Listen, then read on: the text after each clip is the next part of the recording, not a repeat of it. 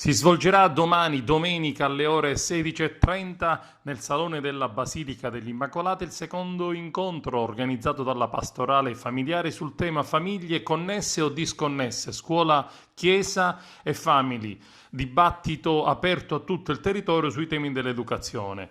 Relatrice sarà questa volta la professoressa Annarita Gangarossa, dirigente scolastico dell'Istituto Centro Agrigento, che include tutte le scuole elementari della Garibaldi, della Pirandello e della Lauricella. Introdurrà i lavori il parroco Don Giuseppe Veneziano. A coordinare i momenti saranno Gerlando Picone e Giovanna Cavaleri, responsabili delle famiglie. Giovanna Cavaleri dichiara: quest'anno, seguendo le indicazioni del piano pastorale, stiamo privilegiando un'attenzione particolare alle famiglie, pensando e proponendo un percorso che risponda alle sfide educative del nostro tempo. Scuola e comunità cristiana sono ambiti di vita che devono trovare confronto, dialogo e sinergie. Entrambe sono direttamente interpellate a rispondere alle sfide educative che possono essere affrontate solamente insieme nella logica delle alleanze educative con la famiglia. È necessario pertanto incontrarsi e creare quella sinergica e sana connessione del territorio per il bene dei nostri figli. Invitiamo pertanto,